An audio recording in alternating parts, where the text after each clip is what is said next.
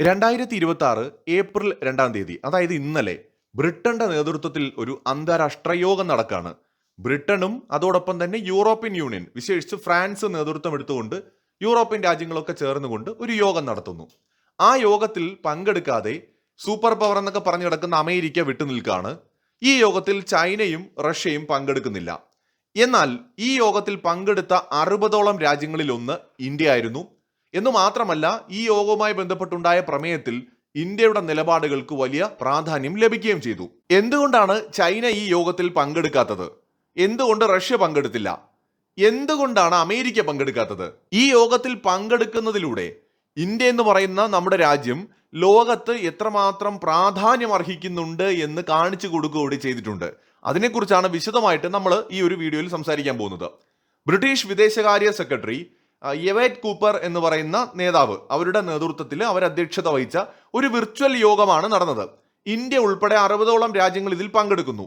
ഈ ഒരു യോഗത്തിൽ ഇന്ത്യയെ പ്രതിനിധീകരിച്ചുകൊണ്ട് നമ്മുടെ വിദേശകാര്യ സെക്രട്ടറി വിക്രം മിശ്രിയാണ് പങ്കെടുക്കുന്നത്. ഇതിന്റെ ഉദ്ദേശം എന്ന് പറയുന്നത് ഹോർമുസ് കടലിടുക്കിലെ നിലവിലെ പ്രതിസന്ധികൾ പരിഹരിക്കുക എന്നതാണ്. ഇതിനു വേണ്ടിയിട്ട് ബ്രിട്ടീഷ് വിദേശകാര്യ സെക്രട്ടറിയുടെ നേതൃത്വത്തിലാണ് ഈ ഒരു യോഗം കൂടുന്നത്. ഏതാനും ദിവസങ്ങൾക്ക് മുമ്പ്, ഇന്നലെയും മെനഞ്ഞാന്നുമൊക്കെ ആയിട്ട് അമേരിക്ക ആവർത്തിച്ച് പറയുന്ന ഒരു കാര്യമുണ്ട്. ട്രംപ് ഉൾപ്പെടെ ഈ ഹോർമുസ് കടലിടുക്കിലെ ഇഷ്യൂ എന്ന് പറയുന്നത് ഞങ്ങളുടെ പ്രശ്നമല്ല, അത് ആർക്കൊക്കെയാണോ അതിലൂടെ ചരക്ക് കടന്നു പോകുന്നത് നിങ്ങൾ തന്നെ പരിഹരിച്ചുകൊള്ളുക, അമേരിക്കയുടെ മാത്രം വിഷയമായിട്ട് ഇതിനെ ആരും കാണേണ്ടതില്ല എന്ന ഒരു നിലപാടാണ് ശരിക്കും അമേരിക്ക സ്വീകരിച്ചത്. ഇതിന്റെ കാരണം എന്ന് പറയുന്നത് പ്രസിഡന്റ് ട്രംപ് ആവർത്തിച്ച് നാറ്റോയെ ഈ യുദ്ധത്തിൽ സഹായിക്കാൻ ക്ഷണിച്ചിട്ട് അവരാരും വന്നില്ല. ഹോർമസ് കടലിടുക്കിലൂടെ ചരക്ക് നീക്കം നടത്തുന്ന ഇന്ത്യയെയും ജപ്പാനെയും ഓസ്ട്രേലിയ അടക്കമുള്ള ഒരുപാട് രാജ്യങ്ങളെ ട്രംപ് ക്ഷണിച്ചിട്ടും ആരും ഇതിൽ അമേരിക്കയെ സപ്പോർട്ട് ചെയ്യുന്നില്ല. നാറ്റോയുടെ അടുത്ത് അമേരിക്കയുടെ സ്റ്റേറ്റ് സെക്രട്ടറി പറഞ്ഞു, നിങ്ങൾ യുദ്ധത്തിൽ നേരിട്ട് പങ്കെടുക്കണ്ട, നിങ്ങളുടെ രാജ്യങ്ങളിലെ ബേസ് ഞങ്ങൾക്ക് യൂസ് ചെയ്യാൻ തരുമോ, അങ്ങനെയെങ്കിലും നിങ്ങൾ ഞങ്ങളെ ഒന്ന് സഹായിക്കൂ. ഇറാനെതിരായ യുദ്ധത്തിൽ നിങ്ങൾക്ക് ഒരു ഉത്തരവാദിത്വം ഇല്ലെന്ന് പറഞ്ഞ് നിങ്ങൾ മാറി നിൽക്കുന്നത് ശരിയല്ല.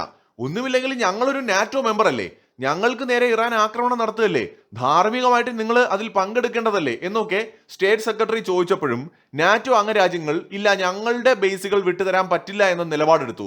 അതിന്റെ കാരണം എന്ന് പറയുന്നത് രണ്ടാം ലോക മഹായുദ്ധം കൊണ്ട് തന്നെ യൂറോപ്പിന് തികഞ്ഞതാണ്. ഈ യൂറോപ്പ് യുദ്ധത്തിൽ പോയി ഇടപെട്ട് കൊടുത്താൽ അമേരിക്ക സേഫ് ആയിരിക്കും. യൂറോപ്പിനെ മുന്നിൽ നിർത്തിക്കൊണ്ട് അമേരിക്ക യുദ്ധം ചെയ്യും. അമേരിക്ക സുരക്ഷിതമായിട്ട് നേട്ടമുണ്ടാക്കുകയും യൂറോപ്പ് തകർന്ന് തരിപ്പണമാവുകയും ചെയ്യും. ഇനി ആ പണിക്ക് ഞങ്ങളെ കിട്ടില്ല എന്ന് തന്നെയാണ് യൂറോപ്യൻ രാജ്യങ്ങൾ ഇപ്പോൾ പറയുന്നത്. ട്രംപ് പറയുന്നത് പോലെ ഇപ്പോൾ യൂറോപ്പിലെ ബേസ് ഉപയോഗിച്ചുകൊണ്ട് അമേരിക്ക ഇറാനെതിരെ ആക്രമണം നടത്തുകയാണെങ്കിൽ ഇറാൻ എന്ത് ചെയ്യും? സ്വാഭാവികമായിട്ട് യൂറോപ്പിലേക്കും അവരുടെ മിസൈലുകൾ അയക്കും. ഇറാനിൽ നിന്ന് യൂറോപ്പ് വരെ എത്തുന്ന മിസൈലൊക്കെ അവരുടെ കയ്യിലുണ്ട്, ഇറാന്റെ കൈവശമുണ്ട്. 2000 കിലോമീറ്ററിന് മുകളിൽ ദൂരപരിധിയുള്ള മിസൈലുകൾ ഇറാൻ വികസിപ്പിച്ചിട്ടുണ്ട്. അപ്പൊ അനാവശ്യമായിട്ട് യൂറോപ്പിനെ യുദ്ധത്തിലേക്ക് വലിച്ചിഴയ്ക്കാൻ യൂറോപ്യൻ രാജ്യങ്ങൾക്ക് താല്പര്യമില്ല. അതുകൊണ്ടാണ് ഈ രാജ്യങ്ങളൊന്നും തന്നെ അമേരിക്കയെ സപ്പോർട്ട് ചെയ്യാത്തത്. ഇത് അമേരിക്കയെ നല്ലപോലെ ചൊടിപ്പിച്ചു. അങ്ങനെയാണ് അമേരിക്ക പറഞ്ഞത്, ഇനി നിങ്ങൾ എന്താണെന്ന് വെച്ചാൽ അയക്കോ, ഹോർമുസ് കടലിടുക്ക് എന്റെ വിഷയമല്ല, അതിലൂടെ ചരക്ക് പോകണോ വേണ്ടയോ എന്നൊക്കെ തീരുമാനിക്കേണ്ട നിങ്ങളുടെ കാര്യമാണ്, അതിലെ കൊണ്ടുപോകുന്ന ആൾക്കാർ തീരുമാനിക്കുക എന്ന് പറഞ്ഞതിനെ തുടർന്നാണ് ബ്രിട്ടന്റെ നേതൃത്വത്തിൽ 60ഓളം രാജ്യങ്ങൾ ഒന്ന് കൂടുന്നത്. അതും വിർച്വൽ ആയിട്ടാണ് ഇന്ത്യ അതിനകത്ത് പങ്കെടുക്കുന്നത്. ഇനി നമുക്ക് ഈ യോഗത്തിൽ ഇന്ത്യ സ്വീകരിച്ച നിലപാടുകളൊന്ന് നോക്കാം. സമുദ്രയാത്രയ്ക്കുള്ള സ്വാതന്ത്ര്യവും അന്താരാഷ്ട്ര ജലപാതകളുടെ തടസ്സമില്ലാത്ത ചരക്ക് നീക്കവും ഉറപ്പുവരുത്തണമെന്ന് ഇന്ത്യ ശക്തമായിട്ട് അതിനകത്ത് വാദിക്കുന്നുണ്ട്. മാത്രമല്ല, ഹോർമുസ് കടലിടുക്ക് അടച്ചിടുന്നത് ഇന്ത്യയുടെ ഊർജ്ജ സുരക്ഷയെ എങ്ങനെയൊക്കെ ബാധിക്കുമെന്നും നമ്മുടെ സെക്രട്ടറി വിക്രം മിശ്രി കൃത്യമായി തന്നെ ചൂണ്ടിക്കാണിച്ചു. ഈ മേഖലയിലെ ആക്രമണങ്ങളിൽ ഇന്ത്യൻ മറൈൻസിന് മാത്രമാണ് ജീവൻ നഷ്ടമായത്. കാരണം ലോകത്ത് ഏത് ചരക്ക് കപ്പലുകൾ എടുത്താലും അതിനകത്ത് ഇന്ത്യക്കാരുണ്ട്. അപ്പൊ ഇന്ത്യൻ മറൈൻസ് ഉണ്ടായിരുന്ന ചരക്ക് കപ്പലുകൾക്ക് നേരെ ഉണ്ടായ ആക്രമണങ്ങളിൽ ഇന്ത്യൻ പൗരന്മാർക്ക് അല്ലെങ്കിൽ മറൈൻസിന് ജീവൻ നഷ്ടപ്പെട്ടിട്ടുണ്ട്. അപ്പൊ അതുകൊണ്ട് തന്നെ ഇന്ത്യ പറഞ്ഞത്, ഈ മേഖലയിലെ ആക്രമണങ്ങളിൽ ഇന്ത്യൻ മറൈൻസിനാണ് ജീവൻ നഷ്ടപ്പെട്ടിരിക്കുന്നത്. അതുകൊണ്ട് തന്നെ ഇത് ഞങ്ങളെ സംബന്ധിച്ചിടത്തോളം ഗൗരവമുള്ള ഒരു വിഷയമാണെന്ന് ഇന്ത്യ പറയുന്നുണ്ട്. സൈനിക നീക്കങ്ങളെക്കാൾ ഉപരിയായിട്ട് എല്ലാ കക്ഷികളും ചർച്ചയിലൂടെയും നയതന്ത്രത്തിലൂടെയും പ്രശ്നം പരിഹരിക്കണമെന്നും സമാധാനത്തിലേക്ക് മടങ്ങണമെന്നും ഇന്ത്യ ഇവിടെ ആവശ്യപ്പെട്ടു. യോഗത്തിൽ പങ്കെടുക്കുമ്പോഴും ഇറാനുമായിട്ട് ഇന്ത്യ നിരന്തരമായിട്ടുള്ള ചർച്ചകൾ നടത്തുകയാണ്. ഇതിന്റെ ഫലമായിട്ട് തടസ്സപ്പെട്ട് കിടക്കുന്ന കപ്പലുകളിൽ നിന്ന് 6 ഇന്ത്യൻ കപ്പലുകൾക്ക് സുരക്ഷിതമായിട്ട് പുറത്തു കടക്കാൻ സാധിച്ചുവെന്ന് വിദേശകാര്യ മന്ത്രാലയം വ്യക്തമാക്കിയിട്ടുണ്ട്. ഈ യോഗത്തെ തുടർന്നുള്ള ആ ഒരു പ്രമേയത്തില് വളരെ പ്രധാനപ്പെട്ട ചില കാര്യങ്ങൾ പറയുന്നുണ്ട്. ഹോർമുസ് കടലിടുക്ക് ഉപാധികളില്ലാതെ ഇറാൻ തുറന്നു നൽകണം, ഇത് യോഗം ആവശ്യപ്പെട്ടിരിക്കുകയാണ്. ഇത് ആഗോള സമ്പദ് വ്യവസ്ഥയെ ബന്ദിയാക്കുന്നതിന് തുല്യമാണെന്ന് ബ്രിട്ടൻ കുറ്റപ്പെടുത്തിയിട്ടുണ്ട്. മേഖലയിലെ തടസ്സങ്ങൾ നീക്കാൻ ഇറാനുമേൽ നയതന്ത്രപരമായ സമ്മർദ്ദം ചെലുത്താനും സാമ്പത്തിക ഉപരോധങ്ങൾ ഏകോപിപ്പിക്കുവാനും യോഗത്തിൽ തീരുമാനമായിട്ടുണ്ട്. നിലവിൽ വിവിധ കപ്പലുകളിലായി കുടുങ്ങിക്കിടക്കുന്ന ഏകദേശം 20,000-ഓളം മറൈൻസിനെ സുരക്ഷിതമായിട്ട് പുറത്തെത്തിക്കാൻ സംയുക്തമായി പ്രവർത്തിക്കാനും ധാരണയായിട്ടുണ്ട്. നിലവിലെ സംഘർഷങ്ങൾ അവസാനിച്ചു കഴിഞ്ഞാൽ ഭാവിയിൽ കപ്പൽ ഗതാഗതം സുരക്ഷിതമാക്കാൻ ആവശ്യമായ സൈനിക ക്രമീകരണങ്ങളെക്കുറിച്ച് ചർച്ച ചെയ്യാൻ പങ്കെടുത്ത രാജ്യങ്ങളിലെ സൈനിക ആസൂത്രകർക്ക് നിർദ്ദേശം നൽകി. ഇവിടെ ഇറാനെതിരായിട്ടുള്ള ഒരു സൈനിക നീക്കത്തെ ഇന്ത്യ സപ്പോർട്ട് ചെയ്യുന്നില്ല. ഇന്ത്യയുടെ ഇവിടുത്തെ സ്റ്റാൻഡാണ് ഏറ്റവും ഇൻട്രസ്റ്റിംഗ് ആയിട്ടുള്ള കാര്യം. ഇന്ത്യയെ സംബന്ധിച്ചിടത്തോളം ഇറാൻ ഇന്ത്യയുടെ ഒരു സുഹൃത്ത് രാജ്യമാണ്. ഇവിടെ ഇന്ത്യ കൃത്യമായിട്ട് ഈ ഒരു യോഗത്തിൽ പങ്കെടുത്തുകൊണ്ട് ഒരു സന്ദേശം നൽകുന്നുണ്ട്. ബ്രിട്ടനാണ് യോഗം നയിക്കുന്നത്. ഇതിലൂടെ ഇന്ത്യ നൽകുന്ന സന്ദേശം എന്താണ്? സമുദ്ര സുരക്ഷ എന്ന ആഗോള താല്പര്യത്തിനൊപ്പമാണ് ഇന്ത്യ. അതേസമയം തന്നെ ഇറാനുമായിട്ട് നേരിട്ട് സംസാരിച്ച് തങ്ങളുടെ 6 കപ്പലുകളെ ഇന്ത്യ സുരക്ഷിതമായിട്ട് പുറത്തെത്തിക്കുകയും ചെയ്തു എന്ന് ഇന്ത്യ വ്യക്തമാക്കിയിട്ടുണ്ട്. ചൈന ചെയ്ത എന്താണെന്ന് വെച്ചാൽ ചൈന ഈ ഒരു യോഗത്തിൽ നിന്ന് വിട്ടുനിന്നു. ഇതിന്റെ കാരണം എന്താണ്? ചൈന പൂർണ്ണമായിട്ടും ഇറാന്റെ പക്ഷം ചേർന്ന് നിൽക്കുകയാണ്. പാശ്ചാത്യ രാജ്യങ്ങൾ വിളിച്ചു ചേർത്ത യോഗത്തിൽ നിന്ന് വിട്ടുനിന്നതിലൂടെ അവർ തങ്ങളുടെ രാഷ്ട്രീയ നിലപാടാണ് ഇവിടെ വ്യക്തമാക്കിയത്. ഈ ചൈന മാത്രമല്ല, റഷ്യയും ഇതിൽ നിന്ന് വിട്ടുനിന്നു. കാരണം റഷ്യയും പൂർണ്ണമായിട്ടും ഇറാനൊപ്പമാണ്. എന്നാൽ ഇന്ത്യ ഇവിടെ ഏതൊരു കക്ഷിയുടെയും കൂടെയല്ല. ഇന്ത്യ എല്ലാവരുമായും സഹകരിക്കുകയാണ്. ഇവിടെയാണ് മോദിയുടെ പോളിസി ചേഞ്ചിനെ കുറിച്ച് നമ്മൾ കാര്യമായി ചിന്തിക്കേണ്ടത്. ജവഹർലാൽ നെഹ്റു തുടങ്ങിയത് ചേരിചേരാ നയമാണെങ്കിൽ നരേന്ദ്രമോദി തുടങ്ങി വെച്ചിരിക്കുന്നത് എല്ലാ ചേരികളുമായും സഹകരിക്കണം എന്ന നയമാണ്. ചേരികൾ ചേരാതെ നിൽക്കുക എന്നതിലുപരിയായിട്ട് എല്ലാ ചേരികളുമായും സഹകരിക്കുക. അതാണ് ഇപ്പോൾ ഇന്ത്യയിൽ ഉണ്ടായിരിക്കുന്ന ഒരു മാറ്റം. ഏതെങ്കിലും ഒരു വശത്തോട് അമിതമായി അടുക്കാത്തത് കൊണ്ട് തന്നെ ഇന്ത്യക്ക് ഇരു കൂട്ടരോടും സംസാരിക്കാൻ സാധിക്കുന്നു. ഇത് ഈ മേഖലയിലെ ഇന്ത്യയുടെ സ്വാധീനം വർദ്ധിപ്പിക്കുകയാണ്. ഈ ഒരു സാഹചര്യം ചൈനയ്ക്കില്ല. ചൈന ഇറാന്റെ പക്ഷത്താണ് എന്നത് പാശ്ചാത്യ ലോകത്തിന് അറിയാം. അതുകൊണ്ട് തന്നെ ചൈനയെ അവർ പരിഗണിക്കില്ല.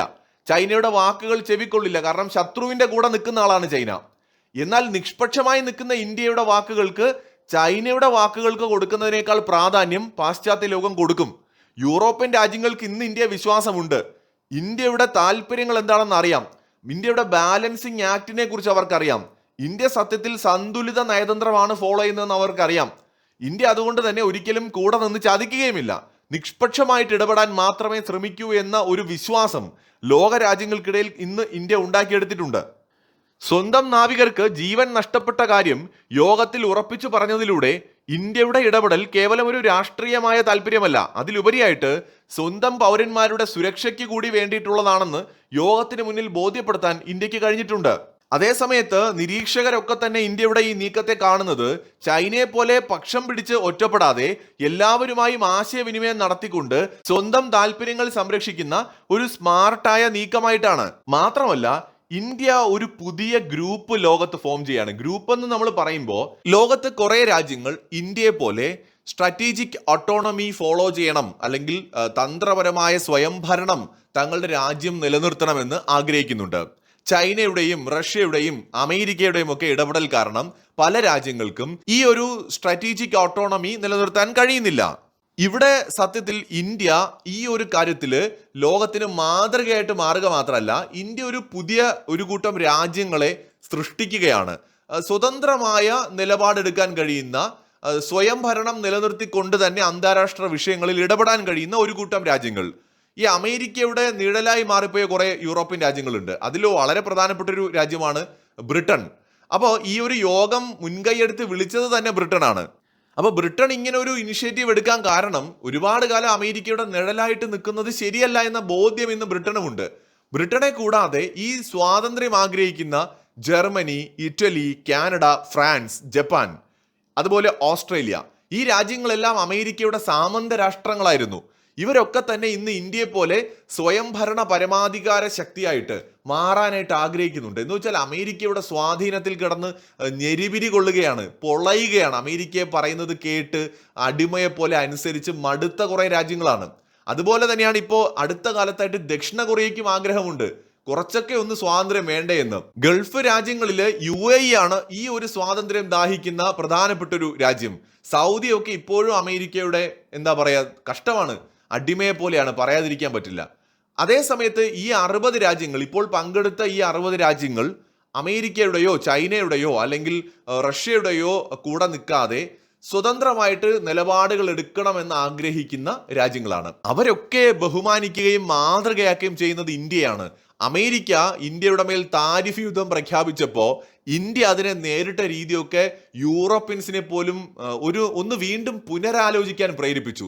അമേരിക്ക പറഞ്ഞതിന്റെ തൊട്ട് പിന്നാലെ പോയി ട്രംപ് പറഞ്ഞെടുത്ത് ഒപ്പിട്ട് കൊടുത്ത് അമേരിക്കയുമായി കരാറുണ്ടാക്കി അമേരിക്കയുടെ ആട്ടും തുപ്പും കേട്ട് നടക്കാൻ വയ്യ എന്ന് പറയുകയാണ് യൂറോപ്യൻ രാജ്യങ്ങൾ. അതിൽ ഏറ്റവും അധികം ഇന്ത്യ റെസ്പെക്ട് ചെയ്യുന്ന രാജ്യങ്ങളിൽ ഒന്ന് ഫ്രാൻസ് ആണ്. കാരണം ഇന്ത്യ ഈ പരിമിതികളുടെ ഉള്ളിൽ നിന്നുകൊണ്ടാണ്. നമ്മൾ ഈ പറയുന്ന യൂറോപ്യൻ രാജ്യങ്ങളെ പോലെ അത്ര സമ്പന്നമൊന്നും അല്ലല്ലോ. ടോട്ടൽ GDP നമ്മൾ പല യൂറോപ്യൻ രാജ്യങ്ങളെയും പുറകിലാക്കിയെങ്കിലും പെർ ക്യാപിറ്റൽ ഇനിയും നമുക്ക് ഒരുപാട് മുന്നോട്ട് പോകാനുണ്ട്, മുന്നേറാനായിട്ടുണ്ട്. അപ്പോൾ ഈ പരിമിതികൾക്കുള്ളിൽ നിന്നുകൊണ്ടാണ് ഇന്ത്യ ഇതെല്ലാം ചെയ്യുന്നത്. ഇന്ത്യ എന്ന് പറയുന്ന ഒരു ശക്തി പല രാജ്യങ്ങളുടെയും ഒരു റോൾ മോഡലായിട്ട് മാറുകയാണ്. അത് യൂറോപ്യൻ രാജ്യങ്ങൾക്കും ആഫ്രിക്കയ്ക്കും മാത്രമല്ല, ജപ്പാനും ഓസ്ട്രേലിയയും അടക്കമുള്ള രാജ്യങ്ങൾക്കും ഇന്ത്യ ഒരു റോൾ മോഡലായി മാറിക്കൊണ്ടിരിക്കുകയാണ്. ഇപ്പോൾ നോക്കൂ, ഇന്ത്യ ചൈനയെ പോലെ വിട്ടുനിന്നില്ല. യോഗത്തിൽ പങ്കെടുത്തു, ഇന്ത്യയുടെ അഭിപ്രായം അവിടെ പറഞ്ഞു, നിലപാട് വ്യക്തമാക്കി. നമ്മൾ അതേസമയം തന്നെ ഇറാനുമായിട്ട് ചർച്ചകൾ നടത്തി നമ്മുടെ കാര്യങ്ങൾ നേടിയെടുക്കുകയുമാണ്, ആരുടെയും സഹായമില്ലാതെ. ഒരു സൈനിക നീക്കത്തെയും ഇന്ത്യ സപ്പോർട്ട് ചെയ്യുന്നുമില്ല. സോ ഇങ്ങനെ എല്ലാവരുമായിട്ടും ഇടപെടാൻ കഴിയുന്ന അല്ലെങ്കിൽ എല്ലാവരുമായും സഹകരിക്കുന്ന ലോകത്തെ ഏക ശക്തിയാണ് ഇന്ത്യ. മറ്റൊരു വീഡിയോയുമായി വീണ്ടും കാണാം.